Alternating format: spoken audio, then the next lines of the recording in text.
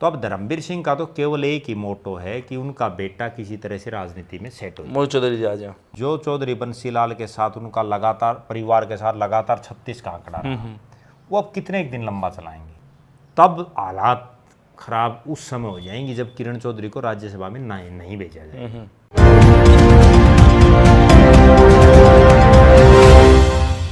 फिलहाल जो है दून साहब आप जो है भिवानी मंदरगढ़ लोकसभा की बात करना रहे। हाँ, तो जो आगा चुनाव था उसमें मैंने देखा कि निर्दलियां का बड़ा रोल रहा है हार और जीत का जो है अंतर तय करने में। क्योंकि यूँ मान्यता है कि बारड अगर सोमवीर घोषोल्ला अगर टिकट निर्दलीय नहीं खड़ा होता तो शायद कहीं ना कहीं भी सोमवीर सिंह जीत सका था विधानसभा चुनाव। तो शाम तक आपने क्या लगा, शशि परमार खड़े थे, 5 साल वो व्यक्ति घूमा था, बड़ी मेहनत करी थी और उसका यूं था कि भाई मैं जीत जाऊंगा। तो कुछ लोग तो यूं कहे कि अगर परमार नहीं खड़ा हुआ और शशि रंजन परमार जी नहीं खड़े होते तो अनिरुद्ध चौधरी जीत जा। कुछ लोगों का ये मानना है कि शशि परमार खड़ा हो गया तो जो सुरती चौधरी जीतती है वो वोट बैंक और ज़्यादा बढ़ जाए। तो आपका क्या मानना है निर्दलीय का? देखो, पहली बात तो ये है कि प्रजातंत्र में हर आदमी को चुनाव लड़ने का अधिकार है जी। ठीक है, क्यों नहीं लड़े, लड़ने का अधिकार है बिल्कुल। और हर आदमी को किसी को जिताने और किसी को हराने का भी अधिकार है। जिसको चाहेगा उसको वोट डालेगा।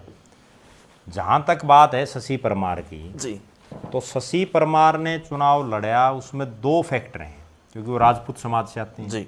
और राजपूत समाज का जो वोट बैंक है वो कहीं ना कहीं बीजेपी के पक्ष में ज़्यादा पड़ता है। तो उस लिहाज से श्रुति चौधरी मतलब नुकसान हुआ, अनिरुद्ध को फायदा हुआ। दूसरे एंगल से ये है कि सरकार के खिलाफ जो वोट है वो बट गया, उससे अनिरुद्ध को नुकसान हो गया। लेकिन सही मायने में अगर देखें तो मेरा निजी रूप से ये मानना है कि अगर किरण चौधरी राज्यसभा बीजेपी में जा करके और जिस तरह से वो एक बड़ी नेता बन गई एकदम से, और भूपेंद्र सिंह हुड्डा ने जो श्रुति चौधरी और चौधरी वीरेंद्र सिंह के बेटे ब्रिजेंद्र सिंह की जब टिकट कटी और हर जगह ये मैसेज कहा कि हुड्डा साहब किसी दूसरे बड़े जाट परिवार को नहीं उभरने देना चाहते, इस चीज़ के मैसेज गए हर जगह, उस चीज़ का भी एक फ़ायदा कहीं ना कहीं श्रुति चौधरी को मिला और लोगों में एक ये संदेश गया। अच्छा, इसमें एक चीज़ और भी है कि यहाँ माँ बेटी दोनों चुनाव लड़ने वाली थी और दूसरी तरफ जो है अनिरुद्ध चौधरी, रणबीर महिंद्रा तो बिल्कुल बुजुर्ग हो चुके हैं, तो वहाँ अकेले अनिरुद्ध चौधरी थे। उनके पास वो मजबूत टीम भी नहीं थी क्योंकि उन्होंने बहुत कम समय मिला, तो सामने बहुत थोड़े समय से वो तैयारी कर रहे थे। प्लस में धर्मवीर सिंह मैडम की तरफ, हाँ, धर्मवीर सिंह का देखो नेचुरल बात है, वहाँ 2 ताकतें इकट्ठी होगी। अगर वही मतलब धर्मवीर सिंह और ये अलग अलग होते तो कुछ और होता परिणाम। कई ताकतें एक साथ इकट्ठी होगी और अनिरुद्ध चौधरी को तो क्या था कि किरण चौधरी के पास तो वो पुरानी टीम थी, ठीक है, इसको अपना नया सिस्टम शुरू करना पड़ा। अब जो आदमी नया सिस्टम एकदम से करेगा तो उसमें नेचुरल बात है। अच्छा, एक चीज़ और मैं आपसे, चौधरी धर्मवीर सिंह की अगर आप बात करना जी, तो देखा गया कि लोकसभा चुनाव जो 2024 का था तो मैडम किरण चौधरी का इतना सपोर्ट चौधरी धर्मवीर सिंह को नहीं मिल पाया जितना इंतजार था कि भाई मैडम मदद कर देगी। और 2019 में यूँ बताऊँ कि कहीं ना कहीं चौधरी धर्मवीर सिंह की मदद कहीं ना कहीं मैडम किरण चौधरी की तरफ देखी गई थी। गाँव में चौधरी धर्मवीर सिंह, मोहित चौधरी जी, उनकी धर्मपत्नी मुन्नी जी और लाला जो उनके भाई हैं, तो सारा परिवार जो है श्रुति चौधरी खातर गाम गाम हो रहा था। तो कितना के देखो भाई राजनीतिक पंडित माना जाए चौधरी धर्मवीर सिंह की राजनीति किस तरह रही है और क्या आगे रहेगा। देखो, मेरा तो ये मानना है कि राजनीतिक आदमी अपने परिवार को, अपने बेटों को, बेटियों को राजनीति में सेट करना चाहते हैं। धर्मवीर सिंह का केवल एक ही उद्देश्य है और वो मैं स्पष्ट बता दूं कि देखो, वो एमएलए बन लिया, मंत्री बन लिया, एमपी बन लिया 3 बार, मुख्यमंत्री तो की रेस में है नहीं, ठीक है, कैबिनेट मंत्री का उनको इंतजार है, वे कभी ना कभी बना दें सेंटर में। वो तब बनेंगे जब इंद्रजीत सिंह हटेगा, सीधी बात जी। जब तक इंद्रजीत सिंह बैठा है तब तक धर्मवीर सिंह का नंबर नहीं आएगा। तो अब धर्मवीर सिंह का तो केवल एक ही मोटो है कि उनका बेटा किसी तरह से राजनीति में सेट हो जाए, मोहित चौधरी जी आ जाए, मोहित चौधरी राजनीति में सेट हो जाए। क्योंकि जो राजवीर सिंह लाला है उसको चुनाव लड़ा के देख लिया धर्मवीर सिंह ने। 2014 में बीजेपी की टिकट के लिए प्रयास करे, वो टिकट नहीं मिली, टिकट एक गुणपाल सिंह हैं उनको दिला दी जिला पार्षद, ठीक है। और उसके बाद जो है राजवीर सिंह लाला ने निर्दलीय चुनाव लड़ा और निर्दलीय में जितने एफर्ट्स राजवीर सिंह कर सकते थे वो करे उसने, बिल्कुल। लेकिन नहीं हार पाई किरण चौधरी। उसके बाद उस चुनाव में भी यही हुआ था कि अब जो तिकोणी मुकाबला था ना वही हो गया था वहाँ भी। तो अब जो है किरण चौधरी की बेटी राजनीति में सेट होगी, अब धर्मवीर सिंह को अपना बेटा सेट करना है। किरण चौधरी और धर्मवीर सिंह राजनीति का उनका जो कैरियर के आखिरी जो साल हैं वो हैं दोनों के, नेचुरल बात है। उस लिहाज से अब धर्मवीर सिंह भी ये चाहता है, मैं जो समझ पा रहा हूँ, कि भाई जो चौधरी बंसीलाल के साथ उनका लगातार परिवार के साथ लगातार 36 का आंकड़ा रहा, वो अब कितने एक दिन लंबा चलाएंगे।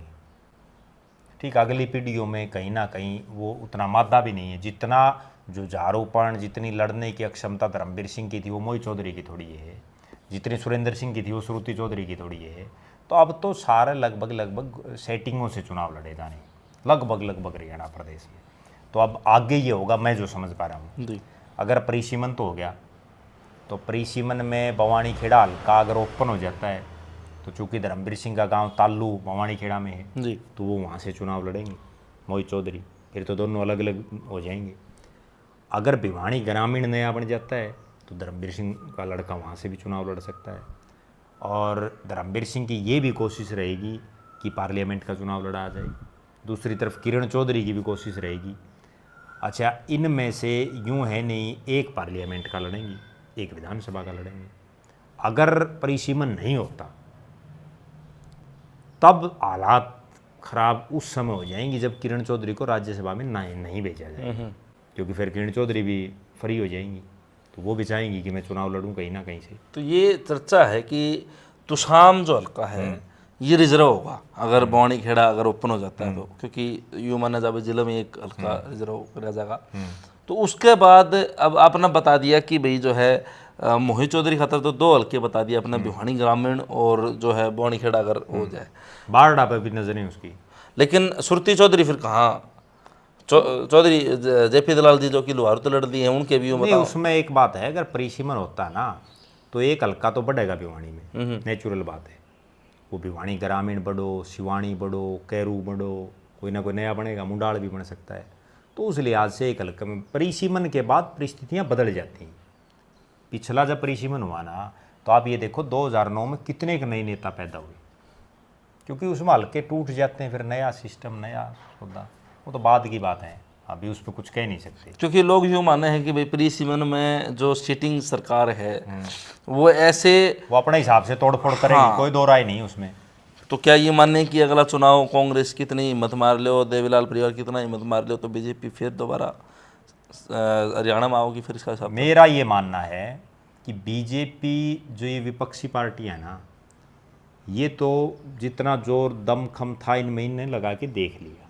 अच्छा, ये बीजेपी अपने बोझ से ही पड़ जाएगी, मैं जो समझ रहा हूँ। अच्छा, अपने बोझ से क्यों पड़ जाएगी? जैसे हम हर रोज़ देख रहे हैं बीजेपी में परिवारवाद हावी हो चुके हैं। जो कांग्रेस में जो कल्चर था ना परिवारवाद का, गुटबाजी का, वो बीजेपी में बढ़ गया। आप ये देखो, आज से 10 साल या 15 साल पहले देश में किसी को ये याद है लाल कृष्ण आडवाणी के जो संतानें हैं वो कौन कौन है? बहुत कम गिनती के लोगों को पता है। ठीक है, मैं मुरली मनोहर जोशी के जो संतानें हैं वो बहुत कम लोगों को पता है। लेकिन आज क्या हालात है, आज हरियाणा की सरकार की अगर मैं बात करूँ, नायब सिंह सैनी की धर्मपत्नी सुमन सैनी जगह जगह सार्वजनिक कार्यक्रमों में जा रही है। क्या वो परिवार, वो कोई पद पे थोड़ी है, ठीक बात है। वो ठीक है, जो सरकार में मुख्यमंत्री की धर्मपत्नी जिन प्रोटोकॉलों में जिन पदों पर होती वही है। बीजेपी के जितने मंत्री हैं, मंत्रियों के बेटों को तो छोड़ दो आप, उनके भतीजे तक भी गनमैन ले घूम रहे हैं। ठीक है, बताओ कौन सा प्रोटोकॉल है? हर जगह। अब जो सिरसा में मनीष सिंगला का जो एक मामला हुआ, गणेश सिलाल के बेटे का, एक डीएसपी ने उनको निकाल दिया। भाई मनीष सिंगला कौन से पद पे है? ठीक बात है। क्या वो कोई एमपी है, कोई एमएलए है, क्या है वो? कोई चेयरमैन है पार्टी का? एक ठीक है, उसके पिताजी गवर्नर रहे हैं। क्या मतलब पुलिस वालों का ये काम रह गया कि वो भाई यूँ देखती रहे भाई कौन सा नेता, कौन सा बेटा है, कौन सा पुत्र है, कौन सा पुत्री है, क्या है? हर जगह ये चीज़ हावी हो चुकी है। और उस हावीपने में बीजेपी अपनी ही गलतियों से मार खा जाएगी। मतलब बीजेपी खुद से ही हारेगी, खुद से ही हारेगी, मैं जो समझ पा रहा हूँ। समय बदलता रहता है सबका। अब कांग्रेस हारी, कांग्रेस अपनी गलतियों से हारी। जितने जो ये स्कैम उछाले बीजेपी ने उस समय, या अरविंद केजरीवाल ने, अन्ना हजारे की एक मूवमेंट हुई, वो उस चीज़ में बचाव ही नहीं कर पाई अपना। वो बता ही नहीं पाए कि भाई हमने कॉमनवेल्थ घोटाला हमारे राज्य में हुआ या नहीं हुआ, 2G स्पेक्ट्रम हुआ या नहीं हुआ, जनता तक वो अपनी बात ही नहीं रख पाई। जबकि दूसरी तरफ उसका प्रचार इतना कर दिया गया। आज के दिन केवल और केवल राजनीति, मैनेजमेंट और मार्केटिंग है। आप सारा दिन से लोगों के पैर पकड़ लो, लोग वोट नहीं डालते।